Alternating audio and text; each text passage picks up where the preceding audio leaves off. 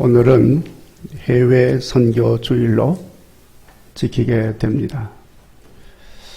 예수님의 지상 명령인 복음 전도의 사명을 우리가 새롭게 마음에 가다듬고 기도하면서 사명을 잘 수행하고자 하는 귀한 목적을 가지고 있습니다. 우리 교회는 지금까지 주님 명령 따라서 국내 여러 교회들과 또 여러 선교 지역의 선교사들을 협력하면서 기도하고 한결같은 마음으로 선교적 사명을 수행하고 있습니다. 아시다시피 지금 이 시대는 날이 갈수록 점점 더 선교하기가 어려워지고 있는 시대입니다.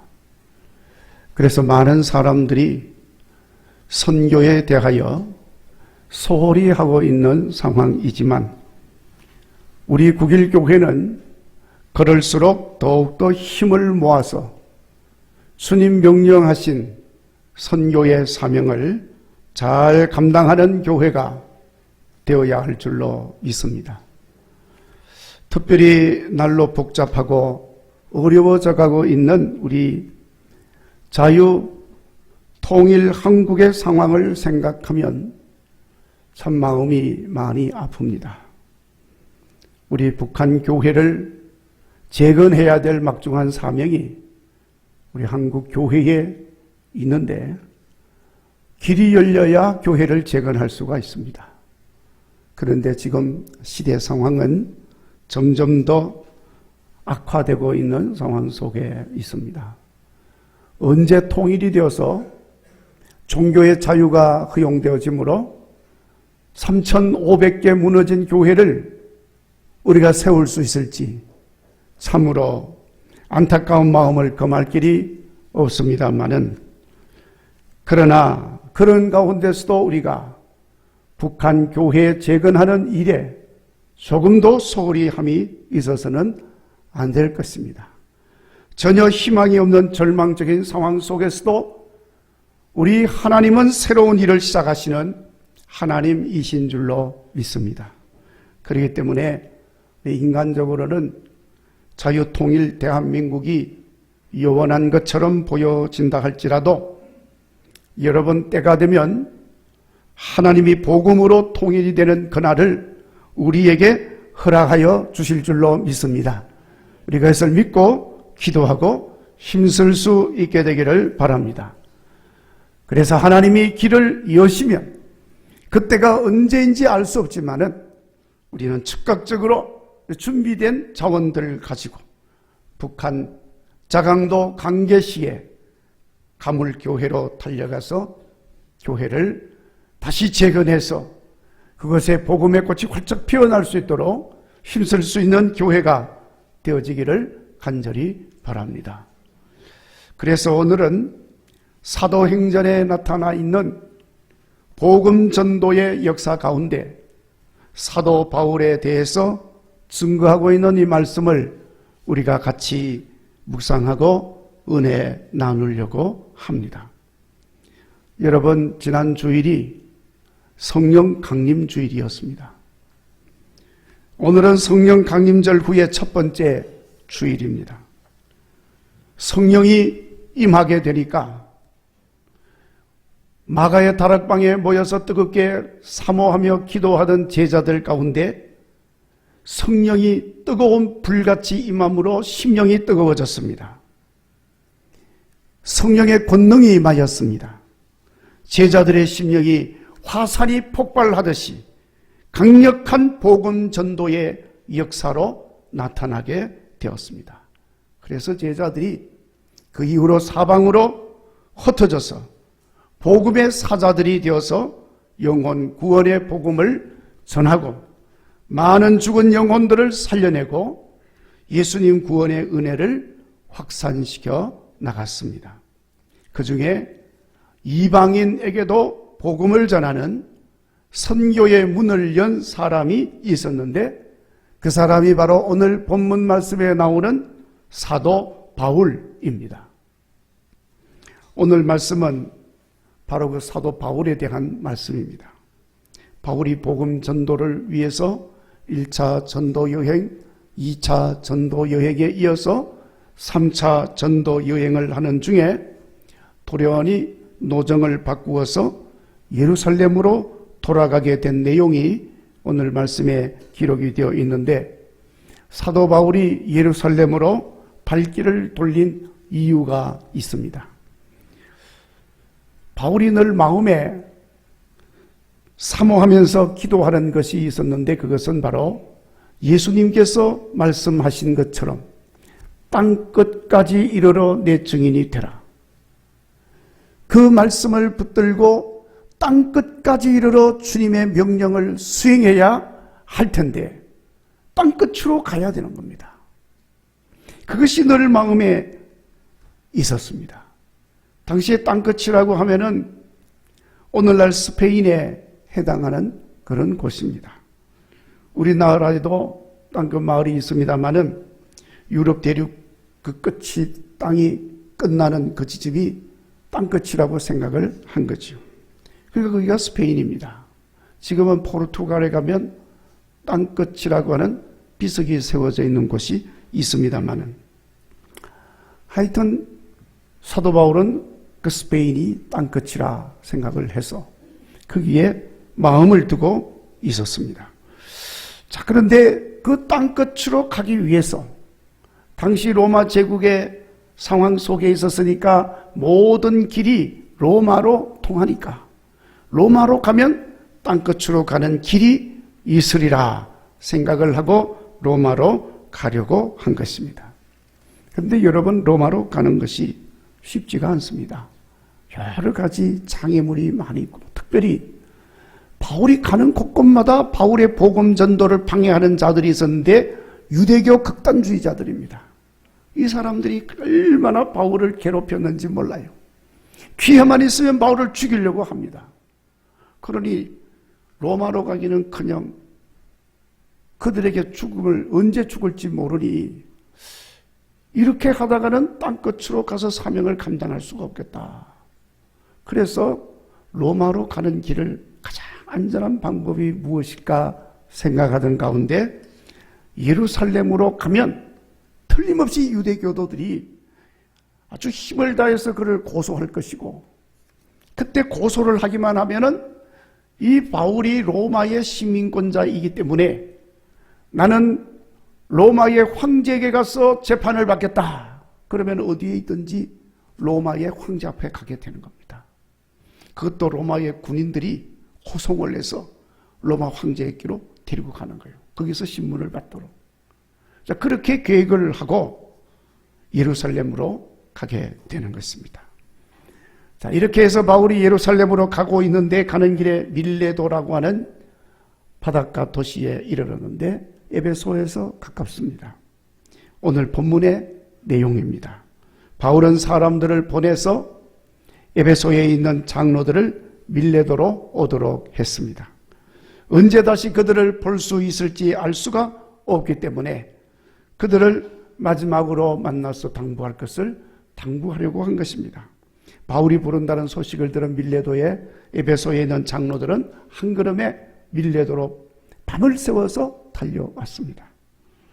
바울은 에베소 교회 장로들에게 자기 자신이 행한 복음 전도의 사명은 하나님 앞에 행하는 것임을 분명하게 밝히면서 이제 내가 예루살렘으로 가는데 성령님께서 계속해서 말씀하시기를 결박과 환난이 나를 기다린다고, 하지만 24절 내가 달려갈 길과 주 예수께 받은 사명 곧 하나님의 은혜의 복음을 전하는 일을 마치려 하면은 나의 생명조차 조금도 귀한 것으로 여기지 아니하노라 하고 에베소 장로들에게 심정을 밝힙니다. 여러분, 바울의 이 고백은 에스더처럼 죽으면 죽으리라는 각오를 가지고 지금 예루살렘으로 가고 있음을 밝히고 있는 것입니다. 복음을 전하고 예수님 주신 명령을 수행하는 일이라고 한다면은 죽음도 개의치 않는다는 결연한 각오를 바울이 밝히고 있는 것입니다. 사도 바울은 예수님으로부터 이방인 전도의 사명을 받은 이후에 줄곧 이 각오로 복음 사역자의 길을 걸었습니다. 실제로 그가 가는 복음 사역의 길은 참으로 고통스러운 길이었습니다. 고린도후서 11장 23절 이하 말씀에 보면은 바울이 복음 전도자의 사명을 수행하는 가운데 겪었던 여러 가지 일들을 증거하고 있는데 그 내용이 기록이 되었습니다. 내가 수고를 넘치도록 하고 옥에 갇히기도 많이 하고 매도 많이 맞고 여러 번 죽을 뻔하였고 태장에도 맞고 돌에 맞고 3번 파선하여 주야를 깊음 가운데 지냈으며 여러 번 여행길에 강의 위험, 강도의 위험, 동족의 위험, 이방인들의 위험, 시내와 광야와 바다, 거짓 형제 중에 위험을 당하였고 또 수고하며 애쓰고 여러 번 자지 못하고 추리고 목마르고 여러 번 춥고 헐벗었노라. 얼마나 그의 복음 사역의 길이 고통스럽고 힘든 길이었는지를 보여주고 있습니다. 이런 엄청난 고통과 시련을 겪으면서도 사도 바울은 자기 모든 것을 배설물처럼 여기고 오직 복음 전도하는 일에 전념하였습니다. 생명도 버린다는데 육신에 좋다는 것들이 무슨 의미가 있겠습니까? 그러니 그런 모든 역경과 시련과 위험 속에서도 복음 전도자의 사명을 성실하게 수행할 수 있었던 것입니다. 바울은 예수님의 마음을 가지고 한 영혼을 천하보다 귀하게 여기면서 구원받아야 할 영혼이 있는 곳이면 어디든지 달려갔습니다. 자, 여러분, 자기 생명조차도 귀하게 여기지 않고 살고 있는데 무엇이 두렵고 무엇에 미련이 있고 무엇에 주저하겠습니까? 이렇게 생명을 아끼지 아니하고 사명을 수행하는 사람으로 인해서 위대한 역사가 일어나게 되는 것임을 기억하시기를 바랍니다. 자기 생명을 아끼지 않은 사람들로 인해서 나라가 지켜지고 민족이 새롭게 되는 것입니다. 대한민국의 역사는 적어도 그렇게 세워진 나라요 역사입니다. 그래서 오늘 우리들은 그런 분들의 귀한 정신을 새기면서 6월을 호국 보훈의 달로 지키고 있는 것입니다. 또한 주님의 교회도 자기 생명을 아끼지 않고 기꺼이 드린 수많은 믿음의 사람들로 인해서 여기까지 든든하게 세워져 가고 있는 줄로 믿습니다. 그들이 뿌린 순교의 피가 그것을 분명하게 증거하고 있는 것입니다. 특별히 우리 한국교회에 일사각오로 임한 이런 순교자들의 고귀한 피로 인하여 세워진 교회가 한국교회인 것입니다. 여러분, 지금도 바울처럼 주기철 목사님처럼 이런 생명을 아끼지 아니하고 주님의 말씀과 교회 복음 전도를 위하여 헌신하는 사람들이 있기 때문에 하나님의 뜻이 이루어지고 하나님 나라가 계속해서 확장되어 가고 있는 줄로 믿습니다. 오늘 우리 국일교회가 이런 사명자들이 되어지기를 간절히 원합니다. 오늘 이 말씀의 에베소에서 밀레도까지 밤을 새워서 사도 바울이 부른다는 소식을 듣고 달려온 에베소 교회 장로들은 바울의 생명까지 귀하게 여기지 않고 복음 전도의 사명을 수행하고자 하는 그 모습에 큰 감동을 받고 은혜를 받았습니다. 그래서 그들도 에베소 교회로 돌아갔을 때에 바울의 그 마음을 본받아서 초기 기독교 복음 전도의 역사에 놀라운 영향력을 끼치는 에베소 교회로 세워가게 된 것입니다. 에베소 교회 장로들이 바울을 본받아서 바울의 가르침을 지키면서 생명을 걸고 성도들과 교회를 지키며 복음을 전하였습니다. 그런데 성경의 말씀 보면 바울과 에베소 교회 장로들만이 아닙니다. 복음을 위하여 생명을 귀하게 여기지 아니하고 자기 생명을 들인 제자들의 수가 수도 없이 많이 증거되고 있는 것을 성경은 우리에게 증거하고 있습니다. 우선 최초의 순교자로 이름을 올리게 되는 스데반 집사가 있습니다. 그러니까 돌에 맞아 죽는 그 순간에도 하나님을 찬송하며 하늘을 우러러 감사하며 기도하며 죽었던 사람이 스데반 집사였습니다. 생명을 드린 것입니다. 예루살렘 교회 사도들과 장로들과 교회들도 역시 사도행전 15장 25절 말씀을 보면 우리 주 예수 그리스도의 이름을 위하여 생명을 아끼지 아니한 자라고 증거하고 있습니다. 빌립보 교회에서 로마의 옥중에 있는 바울에게 보낸 에바브라 디도도 죽을 병이 걸렸지만은 주어진 사명을 끝까지 수행하였습니다. 생명 걸고 행한 사명을 감당한 사람이 에바브라 디도였습니다. 브리스길라와 아굴라 부부 역시도 생명을 아끼지 아니하고 복음 전도의 사명을 수행한 제자들이었습니다. 사도 바울이 그들에 대해서 증가하는 내용입니다. 로마서 16장 4절에 그들은 브리스길라, 아굴라 두 사람은 내 목숨을 위하여 자기들의 목까지도 내놓았다고 증거하고 있습니다. 결국 사도 바울이 순교하고 온 이후에 그들도 바울의 뒤를 따라서 순교자의 길을 걸어갔습니다. 여러분, 생명이 하찮아서 아까워하지 않고 드린 것이 아닙니다. 생명이 너무나도 귀한 것이기 때문에 주님 앞에 드릴 수 있었던 것입니다. 오늘 우리도 이와 같은 사람들을 본받아서 영혼을 구원하는 복음 전도를 위해서는 생명도 귀한 것으로 여기지 않는 믿음의 사람들이 되어지기를 간절히 바랍니다. 그러면 어떻게 하면은 그렇게 생명도 드릴 수 있는 그런 믿음의 삶을 살 수 있습니까? 사도 바울을 배워야 합니다. 첫째, 사도 바울이 자기 생명조차도 귀하게 여기지 않고 사명을 수행할 수 있었던 것은 무엇보다도 하나님의 은혜의 복음을 너무나도 확실하게 경험하였기 때문입니다. 여러분, 바울이 누굽니까? 그는 사도 바울이 되기 전에 부활하신 예수님을 증거하는 예수님의 제자들을 붙잡아서 핍박하는 일에 앞장섰던 사람이 바로 그였습니다. 바울의 옛 이름이 사울이죠. 사울일 때 그런 짓을 한 것입니다. 그는 제자들을 옥에 가두기도 했고 스데반 집사가 돌에 맞아 순교하던 바로 그 현장에도 있었던 사람이 사울이었습니다.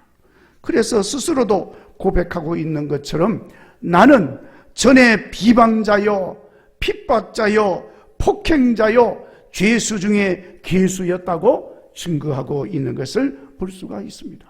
그런 사울이 부활하신 예수님께서 부르심으로 바울이 되어집니다.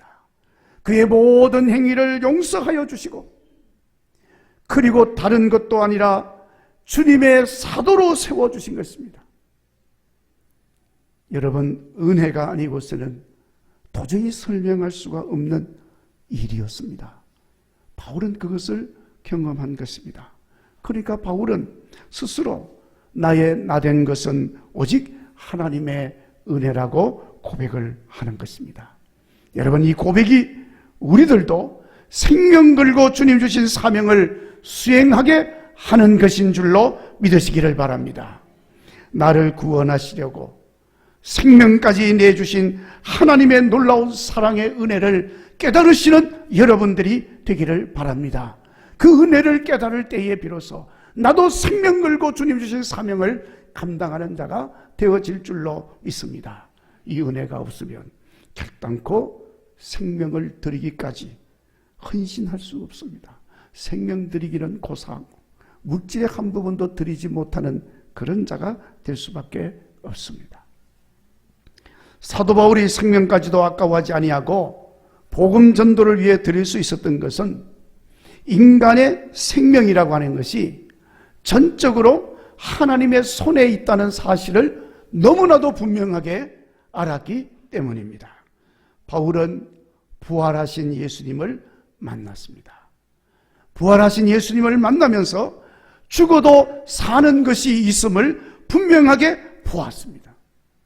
죽으면 죽음으로 끝나는 게 아니고 죽어도 사는구나. 생명이 전적으로 여호와 하나님에게 달려있는 것을 분명히 경험합니다. 여러분, 하나님은 생명의 주인이신 줄로 믿습니다. 하나님이 죽이시면 누구도 살 수가 없습니다. 생명의 주인이 하나님이시기 때문에 하나님이 살리시면 누구도 죽게 할 수가 없는 것입니다. 그러니까 예수님께서 말씀하신 것처럼 살고자 하는 자는 죽고 죽고자 하는 자는 살리라 하고 말씀을 하셨는데, 주님이 살리면 살고 죽이면 죽는 겁니다. 그러니까 그 생명 아까워서 어떻게든지 좀 살아보려고 아둥바둥하면서 죄를 지어서는 안 된다는 것을 우리가 분명히 알아야 합니다. 그러니 내가 살려고 한들 하나님이 허락하지 않으면 나는 살 수가 없고, 내가 죽으려고 해도 하나님이 허락하지 않으면 죽지 않습니다. 바울은 부활하신 예수님 앞에서 그것을 너무나도 생생하게 경험을 하였습니다. 그러니까 자기 생명을 귀한 것으로 여기지 아니하고 주님을 위하여 드릴 수가 있었던 것입니다. 우리도 생명이 하나님의 것이고 하나님의 손에 있는 것임을 믿으심으로 복음을 전하는 일이라면 생명도 아까워하지 아니하고 사명을 감당하는 제자의 삶을 훌륭하게 살아가는 여러분들이 되시기를 간절히 바랍니다. 마지막으로 사도 바울이 생명도 아까워하지 아니하고 복음 전도에 힘쓸 수 있었던 것은 두말할 것도 없이 성령 충만함을 입었기 때문입니다.